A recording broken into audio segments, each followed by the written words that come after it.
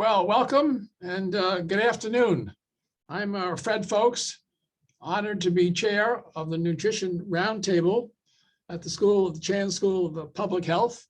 NRT, as we call it, was founded almost 25 years ago to help bridge the gap between scientific insights and sustainable changes in food policy, practices, and products. The group now consists of almost 50 members, not all from Boston, but from different places in the United States and across the ocean. It's my privilege today. This program is part of the Week's Volunteer Summit Leadership Program, as you know, and to introduce Chris Golden, who is Assistant Professor of Nutrition and Planetary Health in the Harvard Chan School of Nutrition Department, where he's been since about 2015.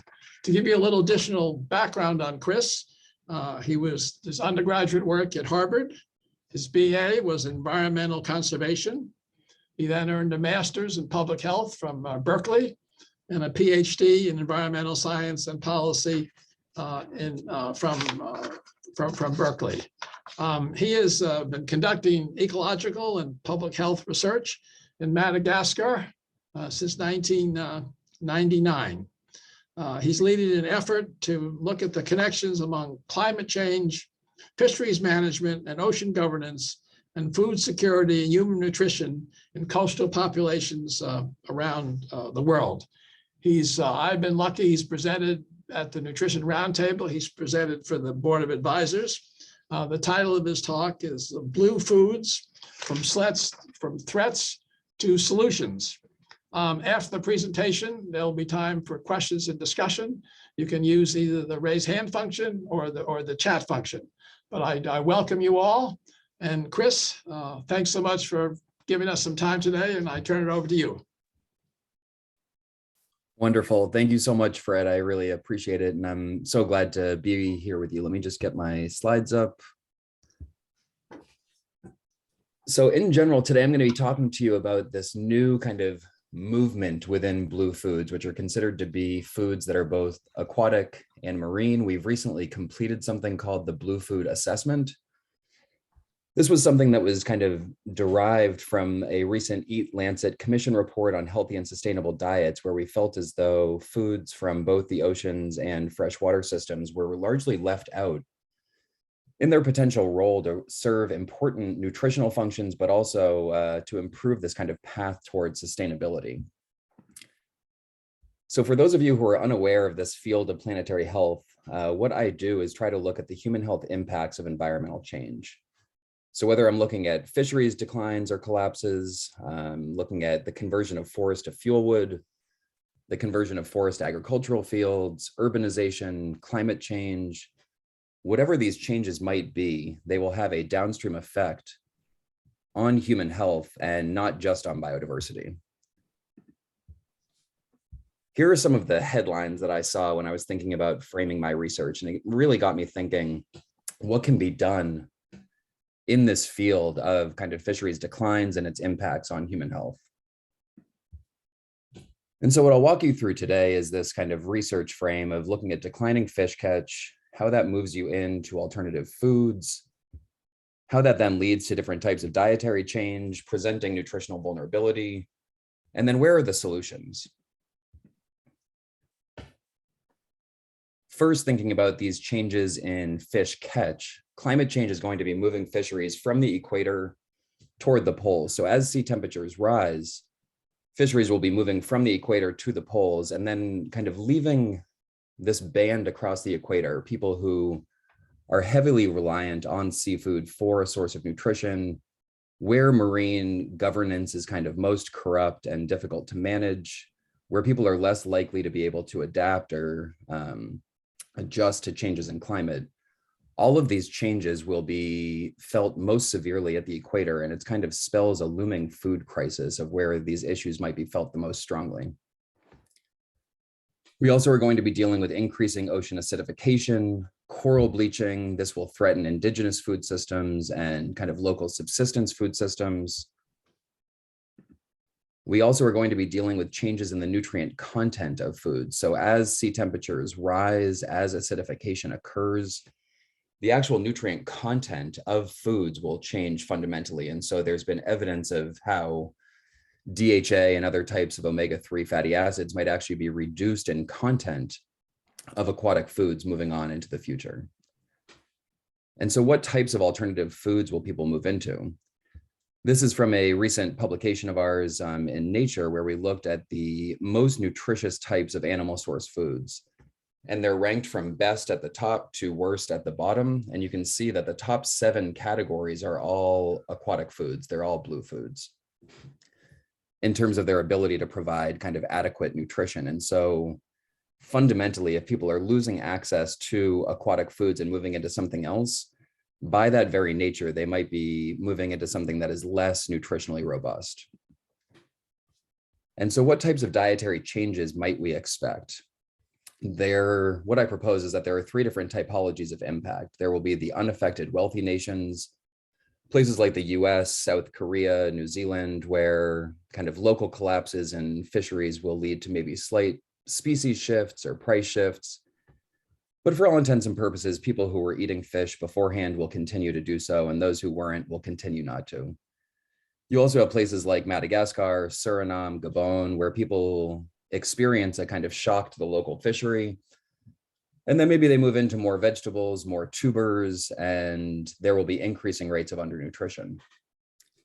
You then have cases like Indonesia, Mexico, Brazil, small island developing states in the Pacific, where a collapse of local fisheries will lead people to consume very cheaply accessible market-based foods, fast food, frozen foods like frozen pizzas, and they'll be kind of accelerating the nutrition transition. There will be increasing rates of diabetes, hypertension, et cetera, because they're moving from a healthy traditional food source into kind of these energy-dense Western diets.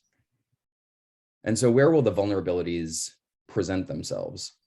In that second typology of increasing undernutrition, we had a paper that was published in Nature looking at kind of where these overlaps would occur. So in the dark blue in the ocean, this is where fisheries collapses are expected to be felt the most. And then the countries in orange are the locations that are heavily reliant on aquatic foods and also at a threshold for malnutrition. And so where the dark blue and the orange meet, these are really the hotspots for where we expect the greatest impacts and the greatest threats to food security in our future. Thinking about that third typology of where nutrition transitions will occur more rapidly, as development has unfolded, countries have moved from having kind of less and less underweight and undernutrition and more overweight and overnutrition. That's kind of the entire trajectory of our food system and of our nutritional outcomes. And 9 of the 10 most obese nations on Earth are actually found in the Pacific. And so all of these small island developing states have had very perverted food systems where maybe they are moving away from traditional diets for a variety of different reasons and then are flooded with all sorts of different types of kind of harmful animal source foods like turkey tails and mutton flaps and Spam, white rice and ramen, and kind of populated their diet with all sorts of things that are not good for them. So we recently received a grant from the National Science Foundation to kind of spell out this theoretical diagram around social ecological traps, which we proposed, and to do this research in the country of Kiribati. For those who aren't familiar, Kiribati has the largest ocean territory of any country on Earth, 32 different islands, and the highest elevation is 7 meters. So it will unfortunately be the first country to succumb to sea level rise. But the basic idea here is that we could look at how coral reef systems, when they're healthy, can provide traditional food markets, traditional diets with a high amount of traditional foods, high fish, low Western diet, and offer high quality and quantity of foods. And then as coral reefs degrade, decline from either coral bleaching, climate change, industrial fishing pressures, there's then kind of 2 different avenues where they either maintain that with their, they lose access to these traditional diets and also don't have alternative foods to fall on from their traditional diet. And so they have low fish, they have low Western diet, they don't have a market to rely on. and they become undernourished, or they are then able to transition into this Western diet because of these cheaply accessible market-based foods, and they become overnourished. And so there's all of these different pathways that different segments of society or different geographies or different cultures might flow on based on the pressures from changes in their natural systems. So let me try to make this a little bit more concrete. On the x-axis, we have reef catch per capita by country. And on the y-axis, we have the import dependency ratio. So what percent of their food comes from foreign imports? And so you can see these same kind of 4 categories of diet. In the bottom left, you have low reef catch because the reefs have been degraded. And you also have very low dependency on foreign imports. And so these are the places where you would see undernourishing the most. And you see that lighter colors associated with low levels of cardiovascular disease because they haven't transitioned into this Western diet. In the bottom right, you have a traditional diet. So high amounts of fish, but low import dependency. So kind of maintaining a healthier, more traditional diet. And then in the upper left, you have areas where the environment has been degraded and they've fully transitioned into a market-based diet, where you now have very unhealthy kind of Western-based diets with high rates of cardiovascular disease. So again, we're missing still a lot of the complexity and nuances of all of the different things that add into these categories, but it does provide an interesting framework to understand how environmental degradation can destabilize food systems and lead to unhealthy nutritional outcomes. And so as Fred kind of prompted me, where do we go from here? What are the options? What are the solutions? How do we fix this? And so we've been trying to do some research into this. And one of the interesting things is that beginning in around 2015, for the first time in human history, farmed aquatic food products outpaced wild capture. And so now the dominant source of aquatic foods that we have presented to us actually come from farmed resources rather than wild capture. But you can see that this is not happening evenly around the world. And so if you look at aquatic food consumption broadly, you can see strong increases in East Asia, to a certain extent in South America, but that sub-Saharan Africa, parts of South Asia where undernutrition are the worst, they are not getting increased access to aquatic food products. So even in light of global increases, the distribution becomes really important. How do we get these important products to the areas that need them most? And most importantly, for wild capture fisheries, which really provide a significant subsistence role in sub-Saharan Africa, in Southeast Asia and South Asia, we see that catch is actually declining. So in the year, I believe it was 2003, catch began declining at around 1% per year. And so this is something that's very, very significant to think about, the fact that all of our wild capture fisheries are in a position now to be declining overall. So what role can aquaculture play? And again, I present to you that there are 3 different typologies. You have the countries in red that produce little to no aquaculture. The market at a global scale is not going to flow products to these nutritionally vulnerable areas. The countries in yellow are producing a lot of aquaculture, but it's all being exported. And so again, unless the money generated from that, and these are all kind of large companies producing it in these areas, there's not going to be any sort of local nutritional benefit. So aquaculture won't be benefiting the nutritionally vulnerable. So really it's the areas in green that have the potential to receive these benefits. And yet very often these products are flowing to megacities. They're going to kind of wealthy households as a luxury product. And so you really need to have aquaculture programs that are designed from the outset to support people's nutrition. There have been great examples in Bangladesh and in Cambodia of ways in which you can set up kind of rice and fish farming and aquaculture together, have it be something that is actually designed to benefit women and to benefit kind of local communities and be a pro-poor food source. And those are the ways in which aquaculture can actually benefit nutrition and eliminate poverty, is when it's designed in that way from the outset. Here is an example of ways in which we could view the kind of non-farmed fish, so all of the wild capture fish, to improve. As I mentioned, wild capture fish is declining. One way to actually get this to increase is through the implementation of sustainable use marine protected areas. So what you see in these various figures are open access area reefs in A. You then see the predicted change in catch, increases in catch if marine protected areas were implemented. And so all of these look like they could have benefits by allowing fisheries to rehabilitate themselves in protected areas, by eliminating certain types of harmful gears, by creating quota systems that will allow kind of fisheries management to replenish fish stocks. This is the amount of catch that would increase. And then you can see in panel F how this would increase people's access to nutrients in various ways across the board. And I'll show you a follow-up slide here, but the more purple an area is, the more it could potentially benefit. And here you can see this in terms of the number of people that it would actually benefit through the implementation of protected areas.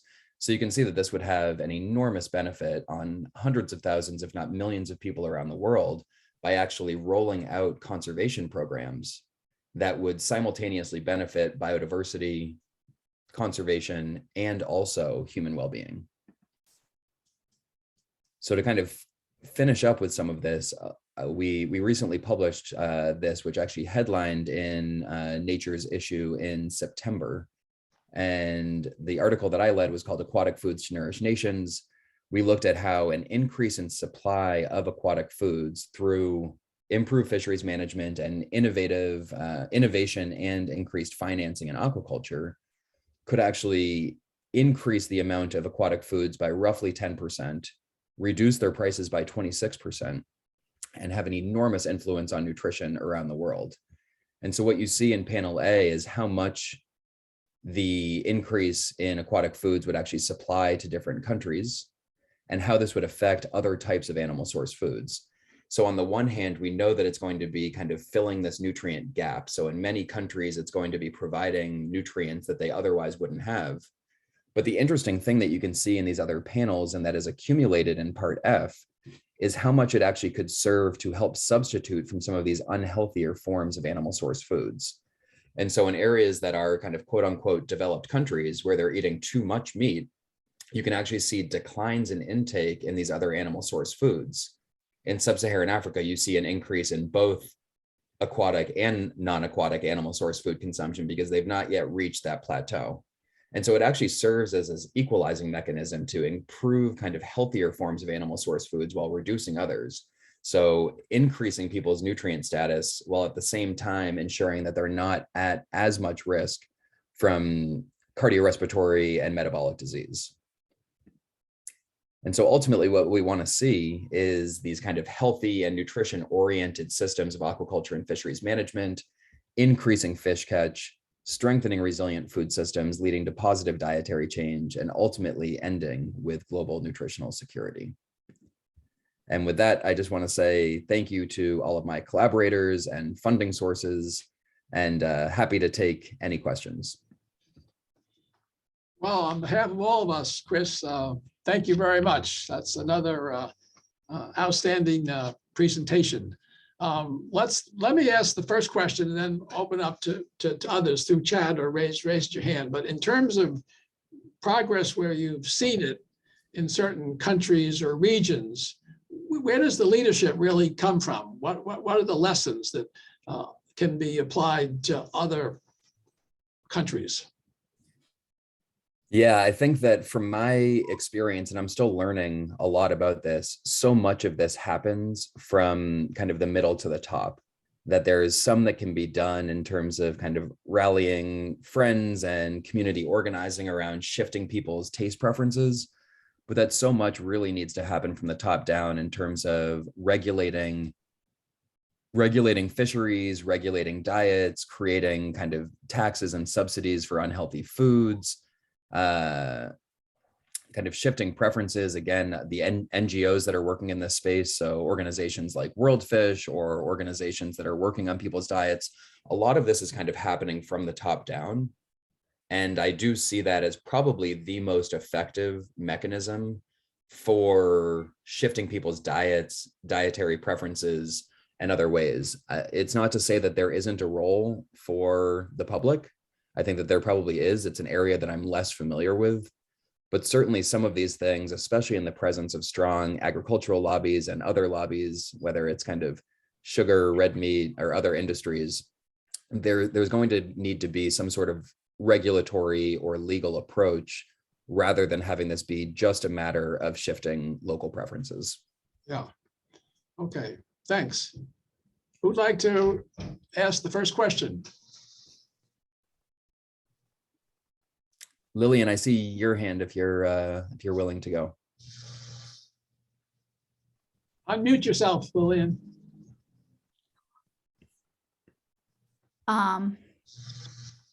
Okay, I got it. Thank you. Chris, thank you for such a very, very important sharing of the knowledge so far. And I see that even in New England, we are affected with lobsters prices going up way high because the lobsters are going north to Canada. They're swimming up. But what my question is about the price and cost for seafood. In Hong Kong, for example, if you order a fish fresh, it's so cost inhibitive that most people in a lower income cannot afford it.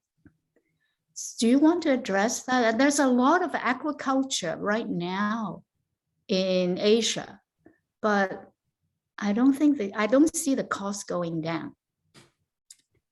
Yes, I'm happy to address that. I can't speak to Hong Kong specifically. I can tell you that some evidence from China is showing that it kind of is partitioned into various types of taste preferences. And so, yes, there's absolutely certain types of species and formats of consumption. So maybe a fresh fish that would be prohibitively expensive for some people, but there's also kind of the largest aquaculture producer in the world is China. They produce more than the rest of the world combined. And a lot of the kind of carps that are produced there is something that is fairly accessible to the general public. And so there is some evidence of increasing the production and supply of aquaculture, reducing prices and making seafood more accessible. With that said, we have not yet seen the plateau in people's demand for aquatic foods. And so the more and more you produce, there's also going to be kind of more and more going to the upper echelons of kind of class and socioeconomic status. And so there's going to be this kind of suck that is taking the food away from the poor anytime that there's an available market as well. But I do think it serves both purposes. Thank you. Is there another question?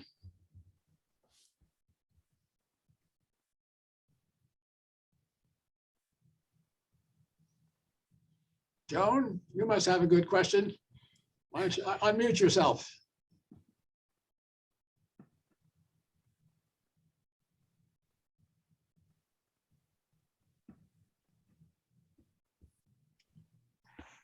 Brett, I apologize. I came a little bit late to Christopher Golden's very interesting talk. So I really don't have a question except to applaud Christopher and how wonderful to be the lead article in Science, how wonderful to be in Science at all. That is bringing this to the attention of many more people. And hopefully something will be able to be done on a lot because of your and your colleagues' work. So thank you. Thank you so much, Joan. Welcome. Well, let me just, as we have a little time, why don't you tell us sort of how you initially got to Madagascar, and what's this organization that you founded? You're the founder and president of the Madagascar Health and Environmental Research. Sure. Talk a little about how you picked that place, and you've been there so many times for so many years.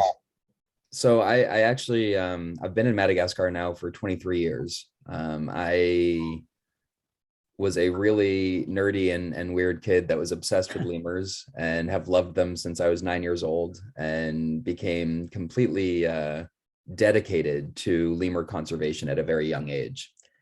And so when I was 16 years old, I convinced a researcher from Duke to take me on his project, and I mowed lawns and taught swim lessons and did all sorts of things to pay for my plane ticket out there. and have been back every year ever since, and just have kind of fallen in love with the country. And so much of what I've done has really been rooted in Madagascar, where I created a team called Madagascar Health and Environmental Research. It's a 501c3 nonprofit that is designed to train Malagasy scientists to conduct research about planetary health. And so what we do is we take kind of a challenge-oriented approach of finding out some sort of issue. And much of my past work, it was actually around terrestrial wildlife hunting, bushmeat hunting, and human nutrition, and to understand what could be done to kind of create solutions that would benefit both conservation and human health. So all of our work is really dedicated at that angle. The fisheries piece has come more recently over the past 5 years in terms of my interests.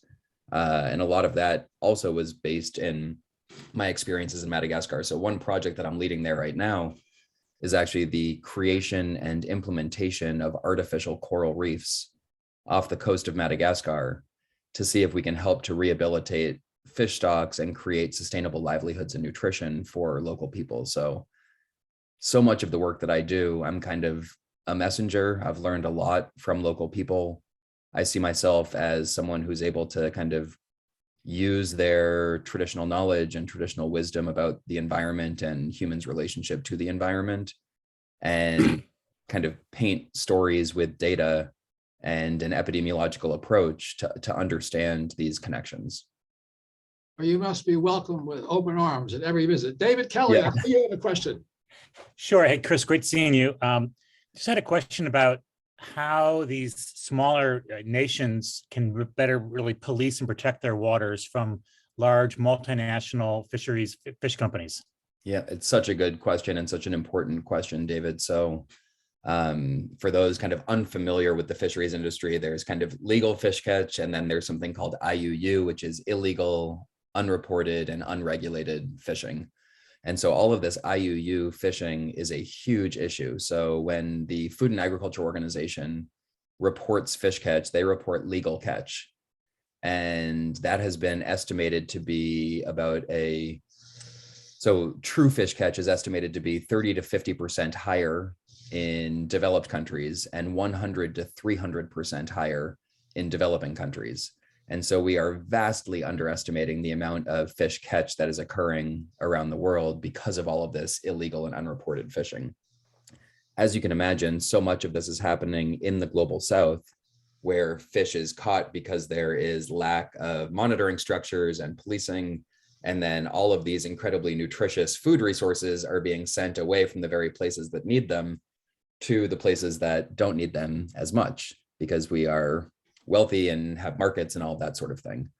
And so a few things that have been done, there's something called Global Fish Watch, which is a product that's been created by Google, Oceana, and SkyTruth, which actually uses satellite monitoring and artificial intelligence to track every fishing vessel on Earth and to know their flag carrier and to look at their different fishing activities and behaviors. And so it can actually notify countries when there is illegal fishing. What happens after that is still a question, because, for instance, in Madagascar, there's no navy, there's no ability to kind of do anything if that is noticed other than to kind of report it. So this is a major issue. There's been examples recently in Indonesia where they just passed a law that any foreign fishing vessel that's seen to be illegally fishing in their waters, they can explode on site. And that has actually happened now multiple times. So the fish wars are coming. I mean, the entire idea of Somali pirates is largely driven by reductions in scarcity of fishing resources. So there's a lot of this that is attributed to social conflict, environmental justice, social justice, and really needs to have a better international system for regulation. Thanks. Does anyone on the phone have a question? I see, Ron, you have a question. Unmute yourself. Hi, is it me? Hi, Chris. It's Lee. Hi. Great presentation. I have a question. And a professor at Boston University of Marketing. Ron, let me hold off. You'll be the next question, okay? Let's have Lee start. Go ahead, Lee. Go ahead. Okay, thank you. I have a general question. In terms of sustainability and the balance between the nutritional value of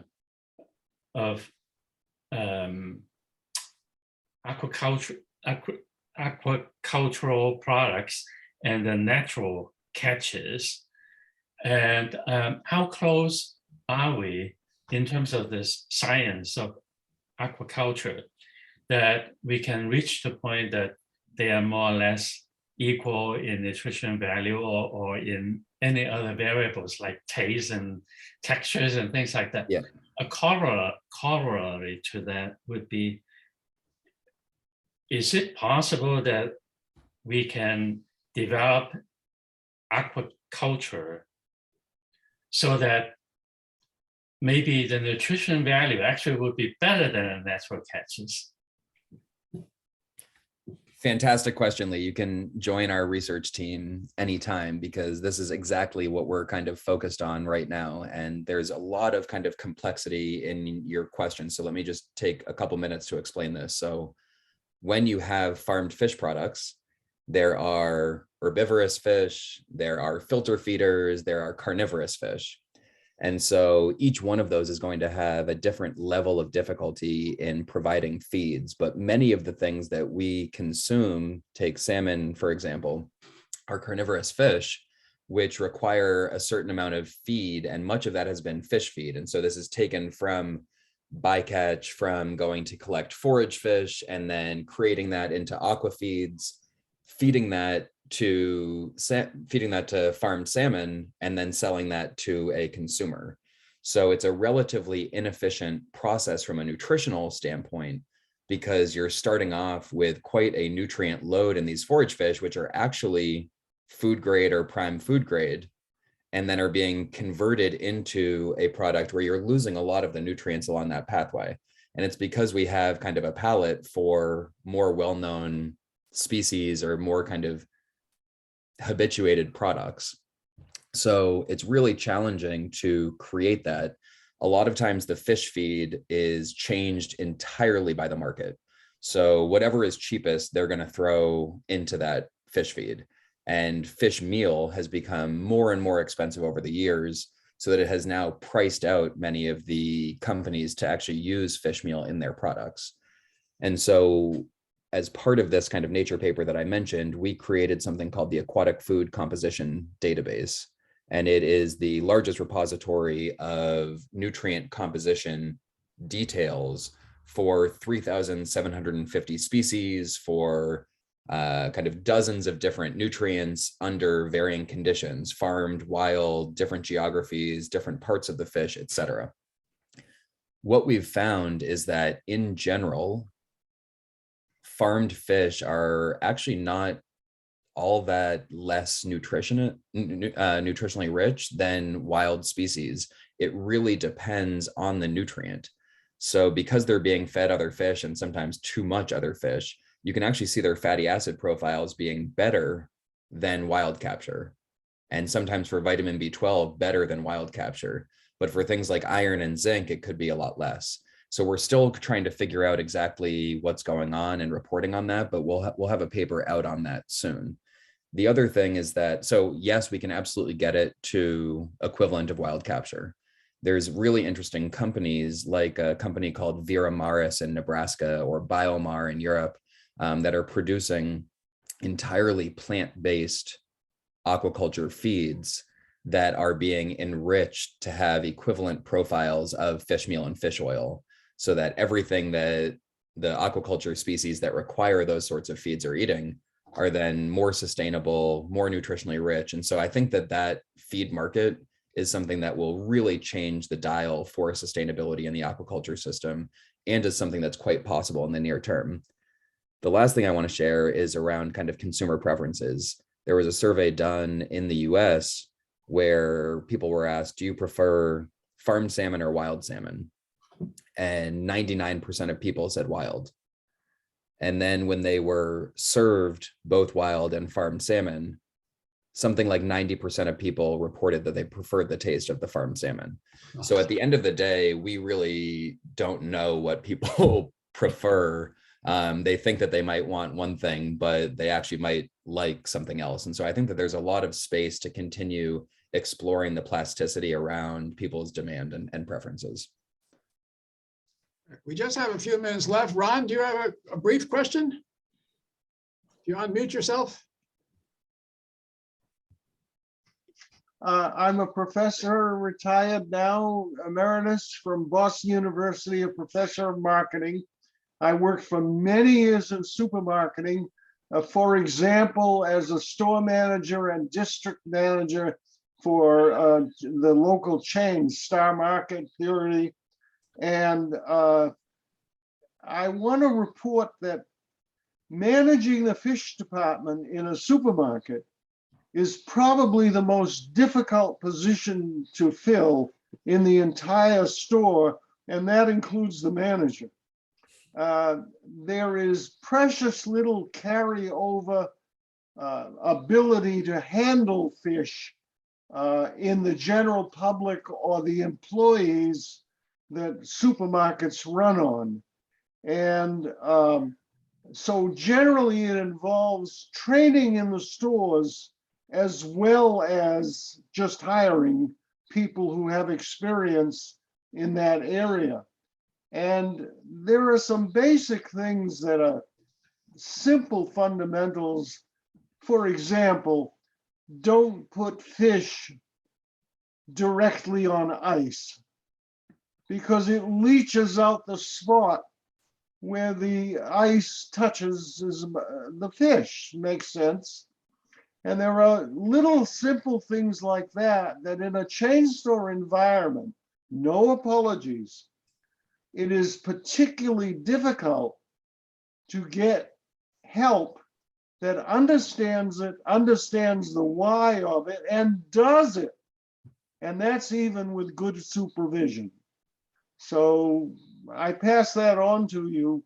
There's work to be done there generally in improving the potential supply of knowledgeable fish handlers. Now, at the other extreme, when you look at the fishing boat, it basically hasn't changed in 50, 100 years. And the biggest change is putting motors where people hauled things by hand before. And so that's not very scientific or interesting to very few people. Getting fishing boats manned with knowledgeable fishermen for whatever the type of catch you're devoting your time to is really, really first a high family matter, because what gets passed along, really a lot of it gets passed along within a family of people doing the same thing. And I will say that, you know, new stuff comes up like cultivating what is off of atoll-like soils underneath where you're fishing. You know, nobody understands it who's in the trade, except my experience, and not going out on boats, but my experience is that the people who gravitate to that niche not only do it for the money, but there's a certain satisfaction with the expertise that they pick up within the family and beyond the family to be able to do that work. So let me just stop there and ask one last quick question. Then I'm going to go to Lillian. Go ahead, Ron, ask the question.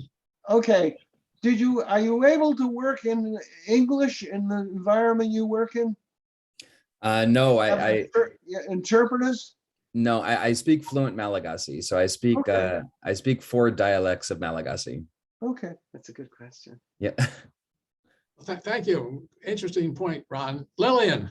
Okay, Chris, I'm really disturbed by that slide of top 10 most obese nations with obesity rate over 60%. What is the lifespan like, and what are the major chronic diseases that they have? It's a great question. Lifespan is typically in kind of low to mid 70s for many of these places. So it's actually fairly normal in the grand scheme of things. And so part of the research agenda for folks in the Pacific is to understand whether or not there is some sort of genetic infrastructure that has allowed them to experience obesity at higher rates, because there's actually not as tight of a correlation, as far as I understand, between obesity and what would be considered to be an associated cluster of diseases here in the US. So rates of hypertension, diabetes, et cetera, would be slightly lower in these areas than in the US. With that said, there's so much that is left to be researched. So when we were doing this work in Kiribati, we did the first national survey of hypertension, the first national survey of diabetes. It's a lot of the data that we were collecting is still brand new, and in so many of these areas it is. So there's lots left to be learned. So do you think the level of stress is different between an industrialized country and over there? Because there is now emerging science about how nature can calm people. Yeah, from my limited personal experience, I would say that the levels of stress are very, very different between the two cultures, though. I don't have research and data to support that. I see a question has come in from someone on the phone. Chris, is heavy metal contamination a problem in farm fish? Yes, so great question. I don't see that having come in, so I don't know who to address this to, but thank you for that question. It's such an important question. In general, much of the research and literature showed that the nutritional benefits outweigh the heavy metal concerns of fish consumption. With that said, there's still quite a bit of research that needs to be done, and understanding regional risks is really important. And so for something like tilefish that's caught in the Atlantic has around 0.1 ppm of mercury, whereas tilefish that's caught in the Gulf of Mexico has around 1.2 ppm, which is well above the acceptable thresholds for kind of mercury in a food item, according to the FDA. And so the best thing that you can do in terms of understanding heavy metal risk is not just around species, which people think is most important. It's really around geographical sourcing as it relates to various types of species. We know that things bioaccumulate, but really the regions things are caught in are so important. And that's why we need to push for better traceability. Seafood is the most highly commodified and globalized product on Earth. So knowing where seafood travels is incredibly important, because there's a lot of funny things that happen with, even in the US, how things are marketed. And so it will be marketed as a Chinese product if it is caught in the US, but sent to China for processing, created as fillets there, and then re-imported into the US. So there's a lot of kind of things that need to be better understood and better regulations that need to be in place in order for us to fully understand those dynamics. Well, Chris, on behalf of all of us, thank you very much for an outstanding presentation. A recording of this presentation will be available shortly, but I would just sort of add to see this presentation, it just makes so impressive all the good work done at your school, and you feel so good about supporting it, because you all just do such great work and have an impact locally in the United States and globally. So thank you again, all of you. Enjoy the rest of the conference, and take care and be well, and wear your mask under certain circumstances. Bye-bye.